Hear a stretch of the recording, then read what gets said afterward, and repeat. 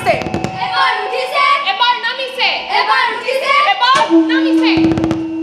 সময়ৰ দ্ৰুত পৰিৱৰ্তন হ'ল যদিও এই প্ৰজাতিৰ অস্তিত্বৰ সংকট আজিও বিদ্যমান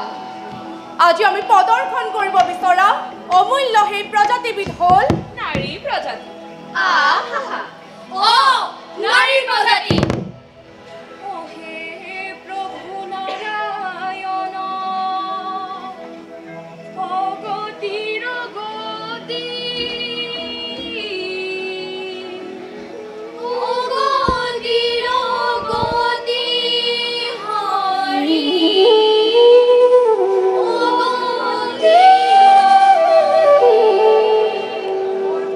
সদায় থাকে যেন স্বামীত ভকতি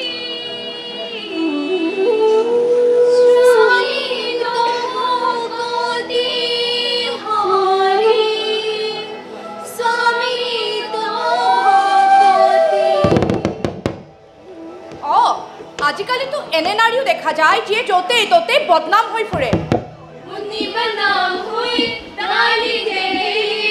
ডিস্কোলৈ যায়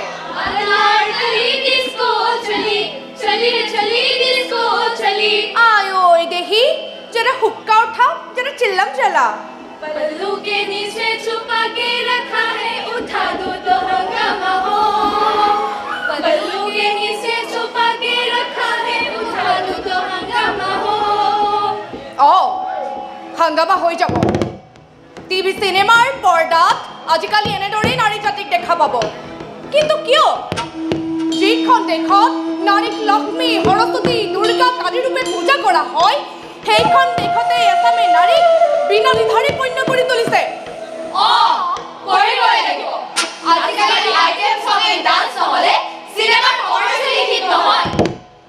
তাৰ মানে আমি সেইবোৰ চাই ভাল পাওঁ নেকি আৰে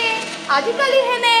আমাৰ দেৱ দেৱতাসকলৰ এণ্টাৰটেইনমেণ্ট বৰ প্ৰিয় আছিল তাৰে প্ৰভাৱ আজিও ৰৈছে প্ৰমাণ আৰে ইণ্ডিয়ান মাইথলজিটো আছে আইটেম গাৰ্ল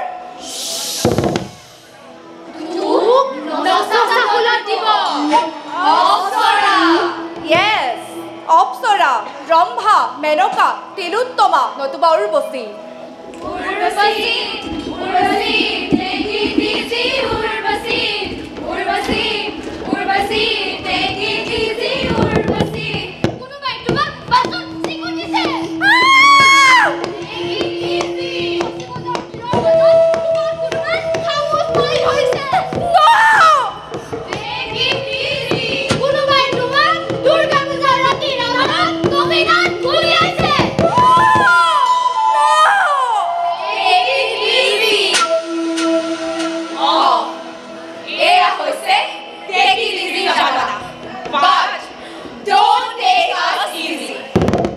আজি আমি আপোনালোকৰ আগত প্ৰদৰ্শন কৰিবলৈ ওলাইছো এই প্ৰজাতিৰ আটাইতকৈ অধিক মূল্যৱান এক্সাম্পল যিটো এক্সাম্পল প্ৰত্যেকটো মুহূৰ্ততে এই নাৰী প্ৰজাতিক সোঁৱৰাই থকা হয় খাওঁতে শুওঁতে উঠোঁতে বহুতে মুঠতে সকলো সময়তে আপোনালোকৰ সন্মুখত এই প্ৰজাতিৰ আটাইতকৈ আদৰ্শৱান কন্যা পত্নী অথবা মাতৃ বুলিও ক'ব পাৰে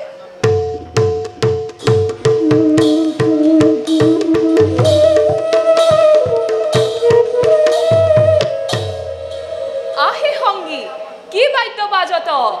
আহে অঙ্গি দেব দন্তবি বাজত হে সামাজিক লোক জনক নন্দিনী সীতা রাম ও শরণ চিন্তি প্রবেশ কয় তাক দেখ শুনহ নিরন্তরে হরিবুল হরিবুল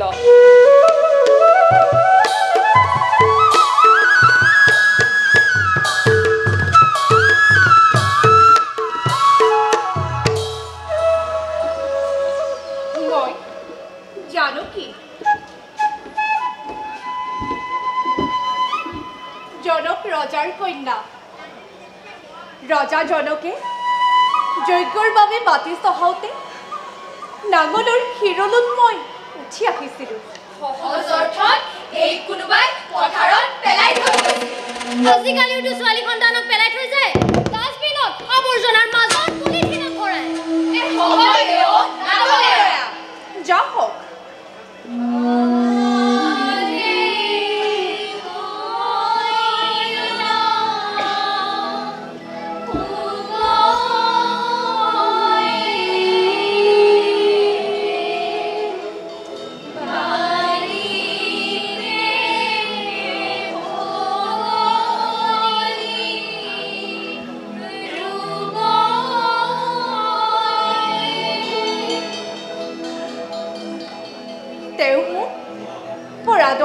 কৰি ডাঙৰ কৰিলে আৰু এদিন মোৰ বিয়াৰ বয়স হ'ল আৰু মোৰ বাবে যোগ্য বৰ বিচাৰি তেওঁ এখন কম্পিটিশ্যন পাতিলে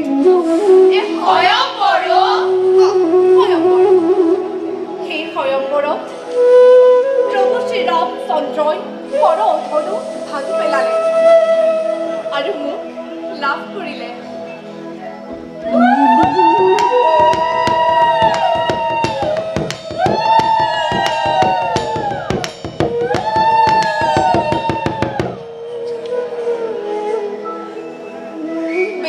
তেওঁ মোক লৈ আহিল আমাৰ দিনবোৰ সুখে সন্তোষেৰে পাৰ হৈ আছিল তেওঁ মোক বৰ ভাল পাইছিল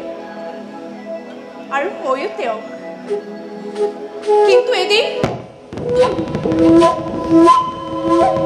চব খেলি মেলি হৈ গ'ল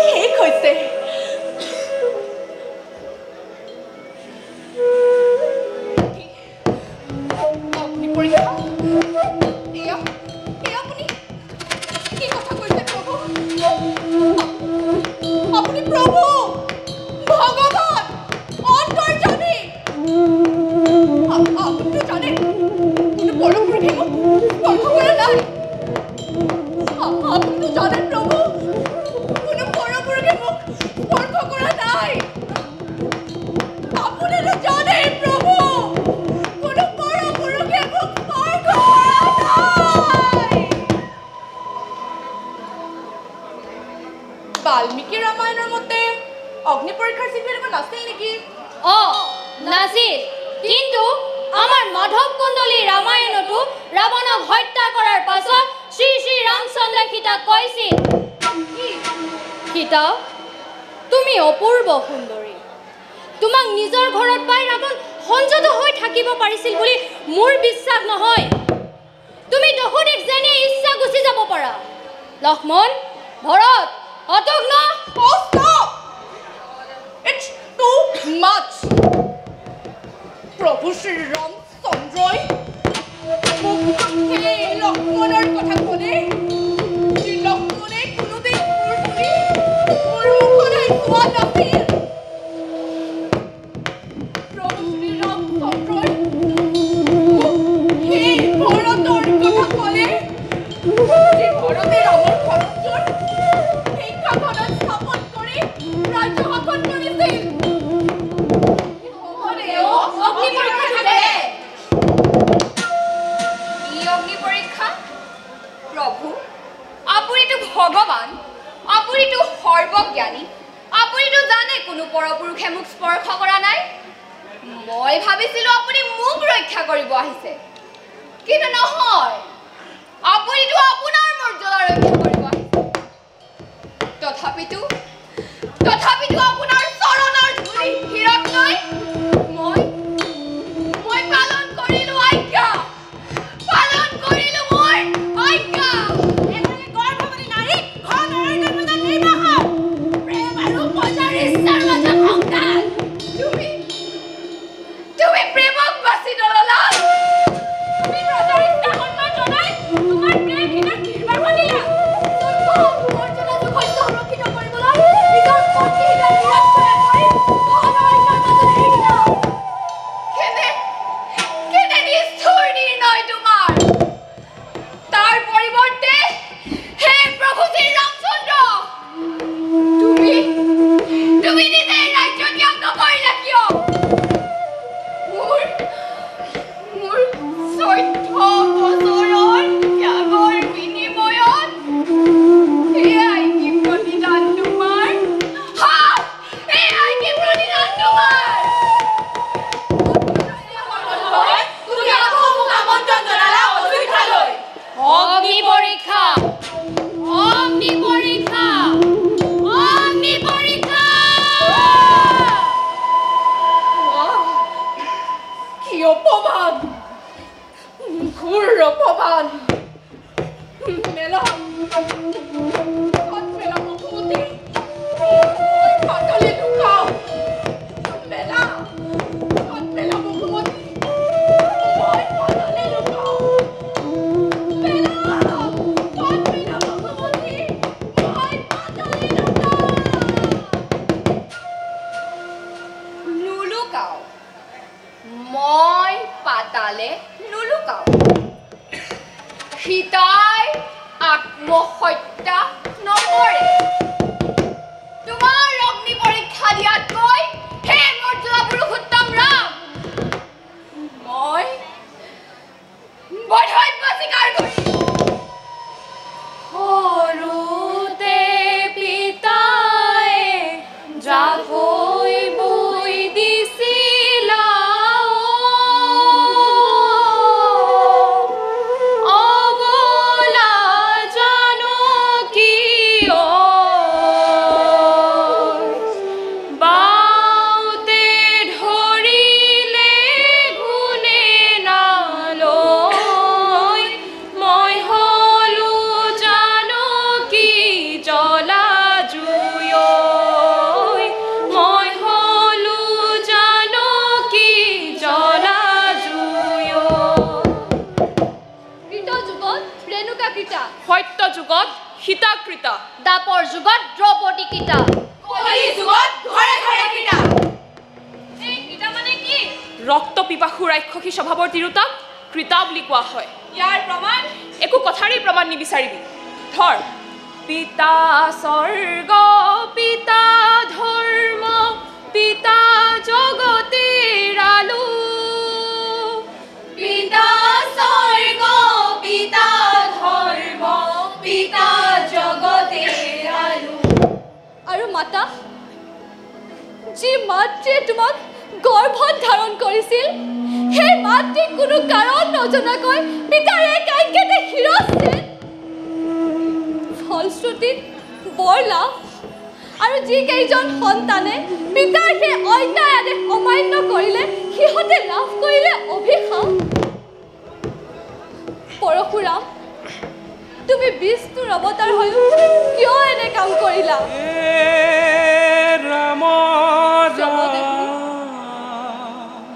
এজন গুণী জ্ঞানী মহাৰথী হৈ কিয় এনে নিষ্ঠুৰ নিদৰ্শ ৰাখি থৈ গলা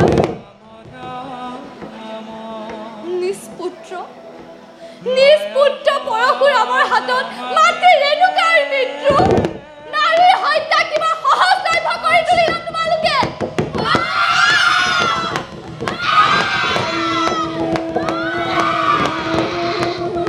ভাৰতবৰ্ষৰ মহাকাব্যিক পৰিক্ৰমাত ই এক অত্যন্ত কৰুণ কাহিনী এই প্ৰজাতিৰ ওপৰত হোৱা এক দুৰ্ঘৰ অন্যায়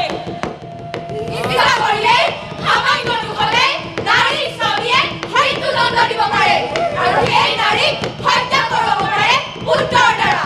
অথচ কোনো প্ৰতিবাদ নাই আক্ষেপ নাই কিমান সহজলভ্য কৰি তুলিলা নাৰীৰ জীৱন কিমানে সহজলভ্য কৰি তুলিলা নাৰীৰ মৰ্যাদা য়ং য়ং দেৱং তমেতেনা মন্ত্ৰেনা যশস্বী দৈশ দৈশ প্ৰসাদেনা পুত্ৰস্তৱ ভবিষ্যতি এই পৃথিৱীত মোৰ দৰে এনে দুৰৱস্থাত পৰা দ্বিতীয়গৰাকী যুৱতী নাই এই পৰম পিতা তুল্য ঋষি দুৰ্বাসা এয়া তুমি মোক বৰ দিলা নে অভিশাপ দি গলা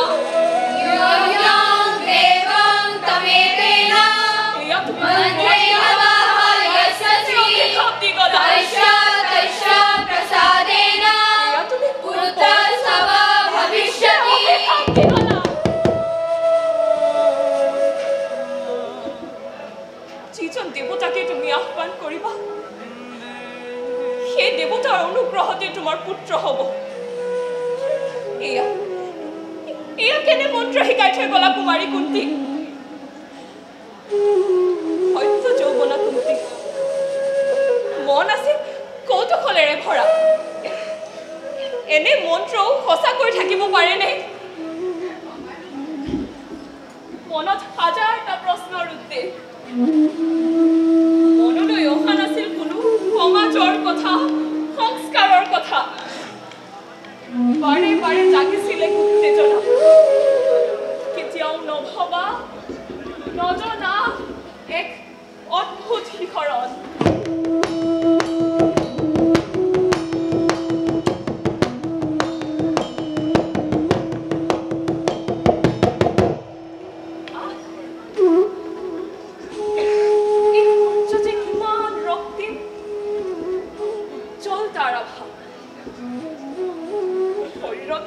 প্ৰথম কিৰণে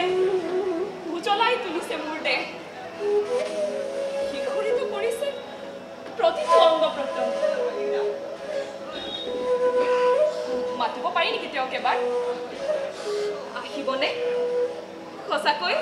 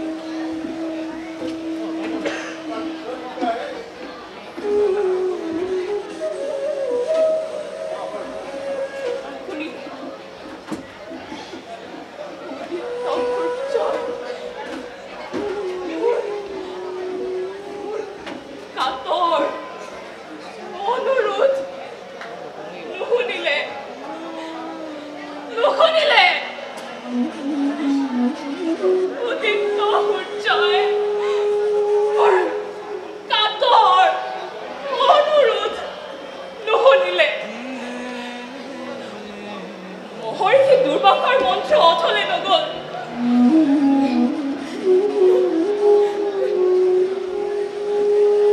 বিধ্বস্ত কৰি দি থৈ গল ৰক্ষা কবচ আৰু কুণ্ডল পৰীক্ষিত এক পুত্ৰ সন্তান। তথাপিতো বাচি থাকিল মোৰ কুমাৰিত্ব। দেৱতাৰ ঔৰসত এই পৃথিৱীৰ কোনো নাৰীয়ে সন্তান জন্ম দিলেও সেই নাৰীৰ কুমাৰিত্ব পুনৰ ঘূৰাই পাব। কাৰণ তেওঁ স্বৰ্গৰ দেৱতা, মৰ্ত্যৰ মানুহ নহয়।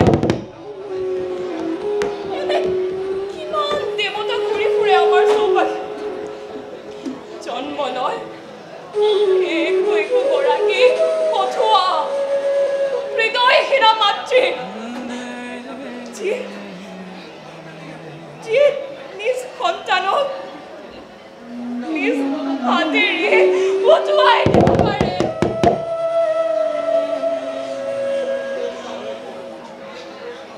তুমি সূৰ্যৰ সন্তান, তেওঁ তোমাক ৰক্ষা কৰিব। আকাশৰ নক্ষত্ৰ মণ্ডলীয়ে তোমাক আশীৰ্বাদ দিব। তুমি ভয় নকৰিবা, তোমাক গ্ৰহণ কৰিবৰ বাবে কোনো এক সহৃদয়া মাতৃ অনুৰাগ অপেক্ষা কৰি আছে। মই কুন্তি, নিষ্ঠুৰ এগৰাকী নাৰী,